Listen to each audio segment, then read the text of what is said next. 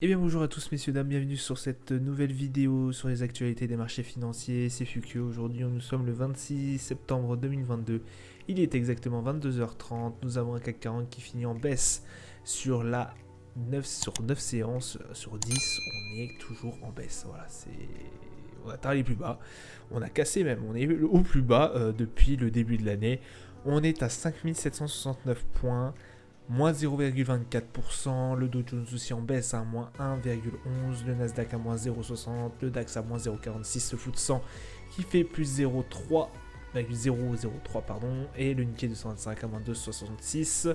On a un pétrole Brent qui est le plus bas depuis janvier aussi, 84,020 $, 11 d'or, je crois que ça fait aussi depuis le début de l'année qu'il est aussi bas, 1627,57 $, euro USD plus bas depuis un peu plus de 20 ans, 0,9612. Les 10 ans US qui montent mais à une vitesse phénoménale, on était à 3,50 la semaine dernière, on est à plus de 3,88 aujourd'hui. Donc voilà, pas forcément de très bonnes nouvelles. On a forcément du coup l'euro USD, l'euro qui reste assez faible, très faible par rapport au dollar. On a eu une dégringolade aussi au niveau de l'USD GBP, enfin au niveau de la livre sterling contre le dollar. C'est vraiment très très très inquiétant. Le dollar qui devient une monnaie refuge. Voilà, on est vraiment pas si mal loti, je trouve. Alors même si bon voilà, on subit énormément la pression au niveau monétaire. La BCE voilà, essaie de régler et de juguler tout ça, mais ça reste extrêmement compliqué. Mais on s'en tire pas si mal que ça comparé au yen, comparé à la livre sterling. La livre sterling, mais je sais pas comment ils font pour les Anglais pour s'en sortir. C'est effarant ce qui se passe à l'heure actuelle sur les marchés.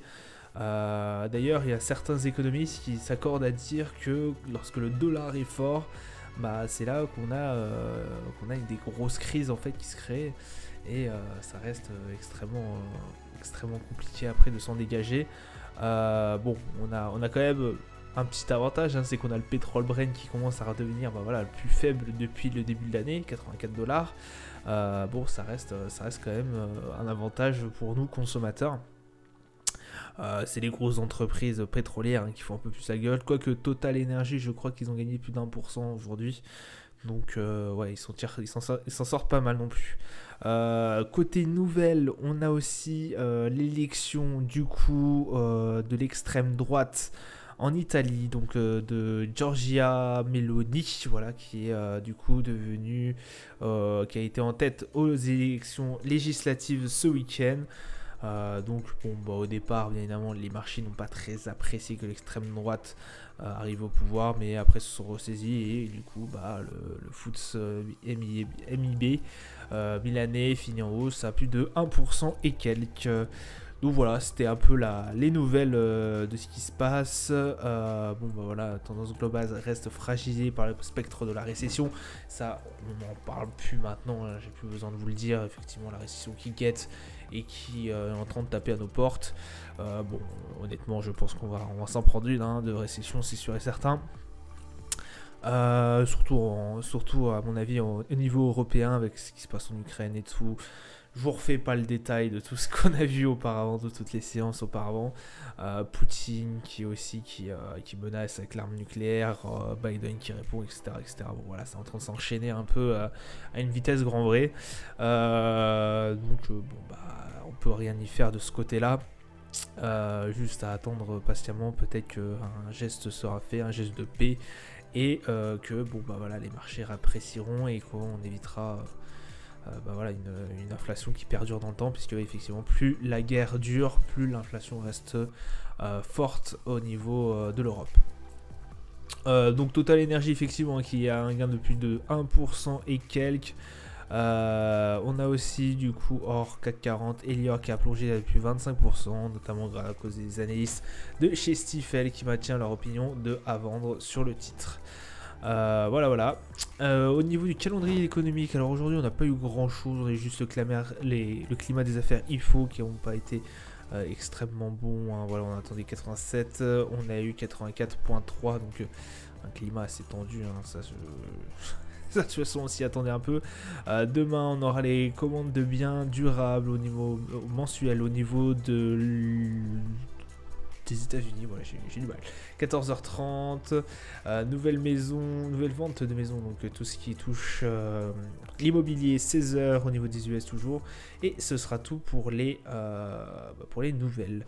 Au niveau des marchés financiers, du coup, on a un CAC 40 qui a clôturé aujourd'hui, hein, parce que là, on vient tout juste de clôturer, à 5765 points. On a eu un énorme gap baissier ce matin, ça s'est repris, mais vraiment de très très belle, voilà, une très très belle poussée jusqu'à midi, et puis après c'est redescendu avec notamment l'entrée aux US, etc., etc., l'entrée des marchés US. Donc bon, ça a été un peu une séance très très technique, mais de toute façon là on commence à arriver vraiment sur des points, voilà, ça commence à être un peu chaud, quoi. Au niveau du Nasdaq, c'est pareil, on arrive au plus bas, on n'a pas encore franchi vraiment cette barre plus basse, mais on n'est pas très loin d'y arriver. Le Dow Jones, c'est pareil, alors là on l'a franchi, par contre là on est entre les 30 000 et les 29 000. Bon, faut savoir qu'on a une grosse barre à 30 000 et quelques, à 29 000 et quelques, ça serait bien qu'on n'y touche pas trop non plus. Donc bon, voilà, hein, c'est ça, le temps nous le dira, mais là on est très proche de cette barre des 29 000 et quelques qui pourrait être travaillée limite demain, quoi, hein. Donc voilà, ça va, je pense que malheureusement on va encore baisser pendant un sacré bon moment. Voilà, là on a vraiment des grosses chutes, hein. Au niveau du DAX, on est à 12 197 points, c'est pareil, on est vraiment sur les plus bas. On a clôturé vraiment pratiquement au plus bas de la séance. On arrive vraiment sur une valeur, voilà, on est environ des 12 000. On a une grosse barre à 12 000 et quelques points. 11 960. Bon, voilà, à voir ce que ça va donner par la suite. Mais ouais, 11 900, 11 960, 12 000. Voilà, on a des grosses barres. On a une grosse barre par ici. On peut espérer que ça ne travaille pas demain, enfin qu'on n'arrive pas à la toucher demain, mais bon, c'est avec le contexte actuel, pareil, hein, ça risque d'être compliqué. On est bien baissier au niveau du RSI, on va commencer à atteindre la zone de survente. On est toujours baissier au niveau du MACD, le Brent, alors le Brent, ça plonge, hein. Le Brent il plonge, on a vraiment bien cassé la barre des 90$, à mon avis elle fera office de résistance, de plafond, voilà, la prochaine fois qu'on essaiera de retenter un move par le haut. On est à 3,78$, on a bien cassé cette barre des 85$, très vite d'ailleurs. 80, bon maintenant la prochaine barre est à 80$, on va de 110. Bon, à voir si on va aller à travailler aussi demain. L'euro USD, donc l'euro USD est le plus bas depuis à peu près le juin 2002. Donc voilà, un peu plus de 20 ans. Donc ouais, 0,96$, bon pas grand chose à dire, on est toujours entre les 0,99 et 0,93. Donc voilà, on a aussi une barre à 0,93, on espère que ça va pas descendre en dessous parce que ça commencerait à poser de problèmes au niveau des importations en Europe. De toute façon, c'est déjà en train de poser des problèmes, mais ça posera encore plus de problèmes. Et au niveau du gold, alors le niveau du gold, là aussi c'est stupéfiant, pardon. Parce que là, ouais, ça plonge de fou. Je sais pas trop quoi vous dire. Le gold, ça dégringole en ce moment. Ça rime. Valeur refuge qui ne fait pas office de valeur refuge. Bon bah voilà, la prochaine barre est à 1588. Puis là on est à 1622. Pas grand chose à dire non plus. On est baissier, on est passé en zone de survente. Au niveau du RSI, au niveau du MACD, on est toujours en vente aussi.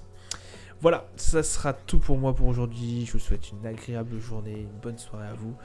Je vous dis à demain pour la débrief des marchés et je vous dis à plus tard. Ciao ciao.